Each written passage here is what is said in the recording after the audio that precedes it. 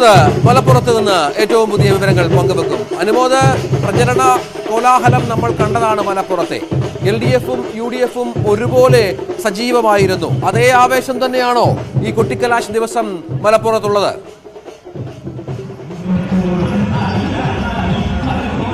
രഞ്ജിത്ത്, നമുക്കറിയാം മലപ്പുറത്തെ തെരഞ്ഞെടുപ്പ് പ്രചാരണമൊക്കെ ഇത്തവണ ആവേശത്തിന്റെ കൊടുമുടി കയറിയായിരുന്നു.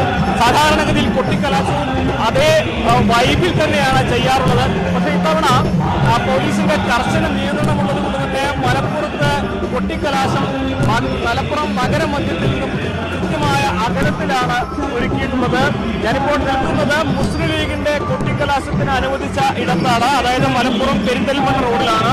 ഇവിടെ മുസ്ലിം ലീഗ് പ്രവർത്തകരൊക്കെ കൂട്ടമായി എത്തിത്തുടങ്ങുന്നു. അല്പസമയത്തിനുള്ളിൽ EP മുഹമ്മദ് ബഷീർ സ്ഥാനാർത്ഥി അടക്കമുള്ളവർ ഇവിടേക്ക് വാഹന പ്രചാരണത്തിൽ ജാഥയായി നിർവഹിക്കുന്നു. തുടർന്ന് 2 മണിക്കൂറോളം സമയം ഇവിടെ തന്നെയായിരിക്കും ഉണ്ടാവുക. അതേസമയം ഇടതുപക്ഷത്തിന്റെ കൊട്ടിക്കലാശം മലപ്പുറം മഞ്ചിനുള്ളിലാണ് ഉള്ളത്. അതുപോലെ BJP-യുടെ കളക്ടറേറ്റിന് മുമ്പിൽ, സിവിൽ സ്റ്റേഷന് മുമ്പിൽ. മുൻപൊക്കെ ഈ KSRTC ജംഗ്ഷനിൽ അല്ലെങ്കിൽ KSRTC ബസ് സ്റ്റാൻഡിന് മുൻപിൽ 3 പാർട്ടികളും അല്ലെങ്കിൽ എല്ലാ പാർട്ടികളും ഒരുമിച്ച് കൊട്ടിക്കലാശം നടത്തുന്നതിന്റെ വലിയ ആവേശകരമായ ദൃശ്യങ്ങളൊക്കെ നമ്മൾ പ്രേക്ഷകരുമായി പങ്കുവച്ചിട്ടുണ്ട് കഴിഞ്ഞ തെരഞ്ഞെടുപ്പിൽ. ഇത്തവണ പാർട്ടിക്കാരെ അല്ലെങ്കിൽ പാർട്ടി പ്രവർത്തകരുടെ ആവേശം കൂടുതൽ കയ്യാകളിലേക്ക് പോകാതിരിക്കാൻ കൃത്യമായ അകലത്തിൽ പോലീസ് നിയന്ത്രണങ്ങൾ ഏർപ്പെടുത്തിയിരിക്കുകയാണ്. അതുകൊണ്ട് നമുക്ക് 3 പേരെയും ഒരുമിച്ച് ഒരു പക്ഷേ ഇത്തവണ കാണിക്കാൻ കഴിയില്ല എന്നൊരു പ്രശ്നമുണ്ട്. കാരണം 3 ഇടങ്ങളിലായിട്ടാണ് കൊട്ടിക്കലാശം മലപ്പുറം നഗരത്തിൽ പോലീസ് അനുവദിച്ചിട്ടുള്ളത്. മലപ്പുറത്ത് പൊന്നാനി മണ്ഡലത്തിലാകെ കോട്ടയ്ക്കൽ വളാഞ്ചേരിയിൽ മാത്രമാണ് കൊട്ടിക്കലാശത്തിന് അനുവാദമുള്ളത്. അതായത് താനൂരും തിരൂരും ഒന്നും അനുവാദം കൊടുത്തിട്ടില്ല. ഈ സംഘർഷ സാധ്യതയുള്ള സ്ഥലങ്ങളിലൊക്കെ പോലീസിന്റെ കർശന നിയന്ത്രണങ്ങളുണ്ട്. ഇപ്പോൾ നമുക്ക് ദൃശ്യങ്ങൾ കാണാം. മുസ്ലിം ലീഗ് പ്രവർത്തകരൊക്കെ ഈ പച്ചപ്പതാക ആഞ്ഞു വീശി ഈ കൊട്ടിക്കലാശത്തിന്റെ ആ സ്ഥലത്തേക്ക് പോകുന്നതിന്റെ ദൃശ്യങ്ങൾ ആണ് നമ്മൾ കണ്ടുകൊണ്ടിരിക്കുന്നത്. മറുവശത്ത് പ്രവർത്തകരുടെയൊക്കെ വാഹനങ്ങളിലൂടെയൊക്കെ എത്തിത്തുടങ്ങുന്നുണ്ട്. NDA-യുടെയും അതേപോലെ LDF-ന്റെയും പ്രചരണവും അല്ലെങ്കിൽ കൊട്ടിക്കലാശത്തിന്റെ ഒരുക്കങ്ങളും മറ്റിടങ്ങളിലെല്ലാം തന്നെ പുരോഗമിക്കുന്നുണ്ട്. നമുക്ക് ഏതാണ്ട് ഒരു അരമണിക്കൂറിനുള്ളിൽ തന്നെ സ്ഥാനാർത്ഥി ഇവിടേക്ക് എത്തിച്ചേരുന്നതോടെ കൊട്ടിക്കലാശം അതിന്റെ മൂർധന്യത്തിലേക്ക് കടക്കും. മലപ്പുറം ജില്ലയിൽ അനുമോദ് നിരോധനാജ്ഞ പ്രഖ്യാപിച്ച സാഹചര്യം കൂടിയുണ്ട്. ഇന്ന് രാവിലെ 6 മുതൽ തെരഞ്ഞെടുപ്പ് ദിവസം വരെ. അപ്പോൾ അങ്ങനെ അതുപോലെ ജാഗ്രത പാലിച്ചാണ് ഓരോ കാര്യങ്ങളും പോലീസ് അടക്കം നീക്കുന്നത്. അതിന്റെ അത്തരം ഗൗരവത്തിലാണ് കാര്യങ്ങൾ കൊണ്ടുപോകുന്നത്.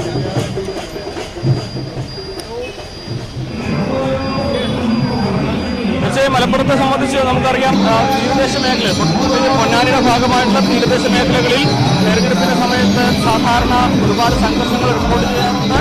ആ ഒരു സാഹചര്യത്തിൽ അതിലൊരു മുൻകരുതൽ കൂടി ഇവിടെ സ്വീകരിച്ചിട്ടുണ്ട്. ആ വലിയ ഒരു സംഘർഷ സാധ്യതകളിൽ കണ്ടുകൊണ്ട് തന്നെ മറ്റ് സംസ്ഥാനത്തുള്ള ഫോഴ്സിനെ ഇവിടെ മലപ്പുറത്ത് ഡിപ്ലോയ് ചെയ്തിട്ടുണ്ട്. കേന്ദ്ര സേനാംഗങ്ങളുടെയുണ്ട്. എന്തായാലും അനുമോദിലേക്ക് തന്നെ ഞങ്ങൾ മടങ്ങി വരാം. ഇനി വീണ്ടും മറ്റു സ്ഥലങ്ങളിലേക്ക് കൂടി പോകേണ്ടതുണ്ട്. തിരുവനന്തപുരത്ത് നിന്നുള്ള കാഴ്ചകൾ, വയനാട് നിന്നുള്ള കാഴ്ചകൾ, തൃശ്ശൂരിൽ നിന്നും കോട്ടയത്ത് നിന്നും കൊല്ലത്ത് നിന്നുമുള്ള കാഴ്ചകൾ, അതോടൊപ്പം തന്നെ പൊന്നാനിയിൽ നിന്നുള്ള കാഴ്ചകൾ, കണ്ണൂരിൽ നിന്ന്, കാസർഗോഡ് നിന്ന്, എല്ലാ സ്ഥലങ്ങളിൽ നിന്നും ഇത്തരം കാഴ്ചകൾ വന്നുകൊണ്ടേയിരിക്കുകയാണ്. എല്ലാ സ്ഥലത്തെയും പ്രവർത്തകർ എങ്ങനെ പരമാവധി വർണ്ണ വിസ്മയങ്ങൾ തീർത്തുകൊണ്ട് അവരെ ഏറ്റവും മനോഹരമാക്കാം, ഏറ്റവും കൂടുതൽ ശക്തി തെളിയിക്കാം, അല്ലെങ്കിൽ പ്രവർത്തകരുടെ ആവേശം ഇങ്ങനെ ഏറ്റവും അതിന്റെ മൂർധന്യത്തിലേക്ക് എത്തിക്കാം. ആ ഒരു വലിയ പരിശ്രമത്തിൽ നിൽക്കുകയാണ് കേരളത്തിലെ 3 മുന്നണികളുടെയും പാർട്ടി പ്രവർത്തകരാകെ. തീർച്ചയായും അതാണ് വലിയ വലിയ ആവേശം. ഇനിയുള്ള 2 മണിക്കൂറുകൾ, 1.5 മണിക്കൂർ കൂടി, 1 മണിക്കൂർ 50 മിനിറ്റ് ബാക്കിയുണ്ട്. ഈ മണിക്കൂറുകളിൽ അവർ പൂർണ്ണമായ ആവേശം. കാരണം നാളെ നിശബ്ദ പ്രചരണത്തിന്റെ ദിവസമാണ്. ഇന്ന് 6 മണി മുതൽ ശബ്ദകോലാഹലങ്ങൾ പാടില്ല. വളരെ കൃത്യമായ നിർദ്ദേശം തെരഞ്ഞെടുപ്പ് കമ്മീഷന്റെ ഭാഗത്തുനിന്നുണ്ട്. വടകര നമുക്കറിയാം വലിയ പോരാട്ടം നടക്കുന്ന ഒരു മണ്ഡലമാണ്, വലിയ പ്രചരണം നടന്ന ഒരു മണ്ഡലമാണ്. പ്രവചനങ്ങൾ അവിടെ സാധ്യമല്ലാത്ത തരത്തിലാണ് കാര്യങ്ങൾ മുന്നോട്ട് പോകുന്നത്. ഓരോ ദിവസവും പലവിധ വിഷയങ്ങൾ കടന്നു വന്നൊരു മണ്ഡലം കൂടിയാണ്. MS അനീഷ് കുമാർ അവിടെയുണ്ട്. അനീഷ്, ഇന്ന് നമ്മൾ 3 സ്ഥാനാർത്ഥികളെയും കണ്ടിരുന്നു, അവരുടെ പ്രതികരണങ്ങൾ തേടിയിരുന്നു. ഇതിന്റെ ആവേശം മുഴുവൻ പ്രേക്ഷകരിലേക്ക് എത്തിച്ച പ്രതിനിധി കൂടിയാണ് അനീഷ്. ഇന്ന് അതേ ആവേശം അവിടെ പ്രകടമായി തുടങ്ങിയോ? സ്ഥാനാർത്ഥികളൊക്കെ എപ്പോഴേക്ക് ഈ കൊട്ടിക്കലാശം നടക്കുന്ന സ്ഥലത്തേക്ക് എത്തും?